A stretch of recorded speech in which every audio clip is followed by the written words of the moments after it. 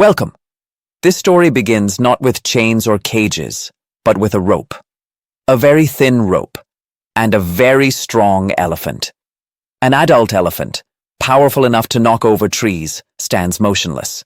Its leg is tied to a flimsy rope, barely thick enough to hold a curtain, yet it doesn't move.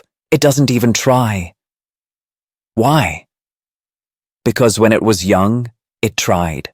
Again and again it tried to break free, and failed.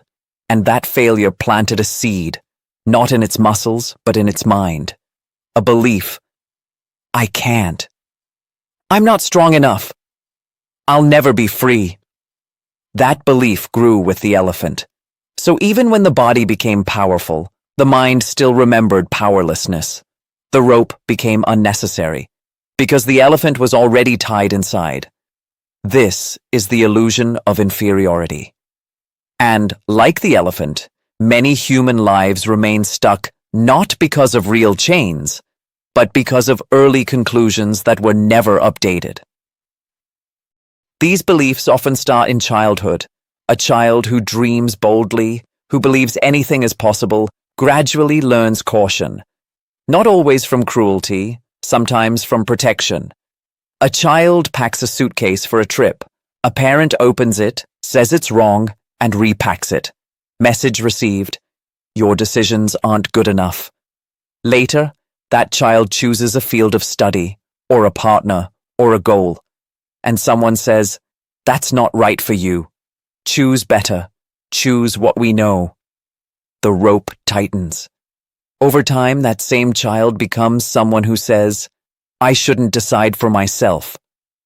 What if I make a mistake? Better let others choose. Better not try than fail. But the problem isn't the mistake. The problem is the belief that mistakes are unacceptable. The belief that success must come without error. That everything must be perfect. And since perfection is impossible, perhaps nothing should be attempted at all. These are not conscious thoughts. They are subconscious walls. Soft-spoken voices in the background saying, you're not good enough. Stay here. In jobs, this shows up as settling. In relationships, as tolerating disrespect. In life, as postponing joy. Not because joy is impossible, but because of the belief, maybe more isn't deserved. The illusion of inferiority creates a world where possibilities shrink. Quietly, gradually. And the effect isn't just internal. It spreads into relationships, decisions, and even perception of reality. Beliefs shape behavior. Behavior shapes interaction. And interaction shapes reality. Now imagine two people in a new relationship. One stops responding after a few weeks. The other assumes they weren't good enough. But later, it turns out the one who left believed they weren't enough, and left before being left.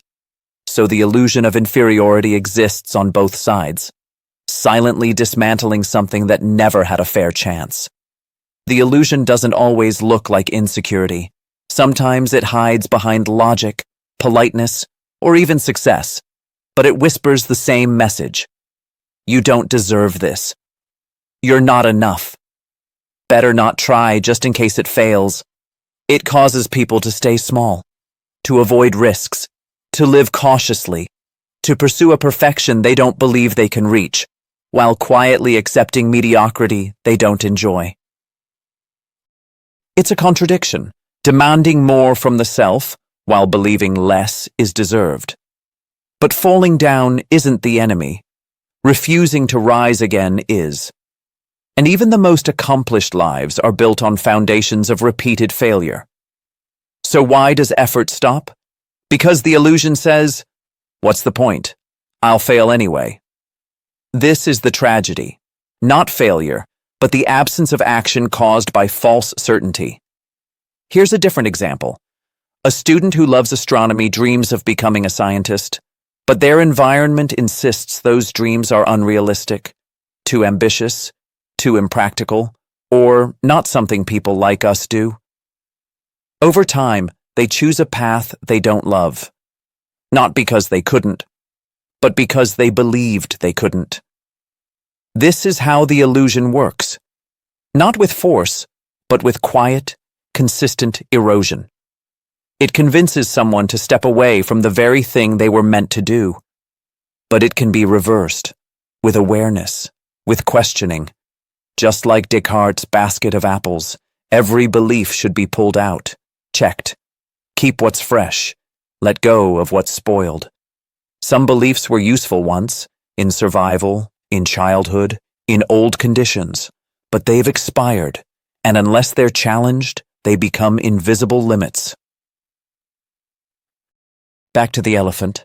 That rope, the one it could snap in an instant, isn't what holds it. It's the memory of the early failure, the belief formed long ago, the rope in the mind. And so it is with humans. Reality might have changed, but the belief hasn't caught up, and until it does, nothing else will.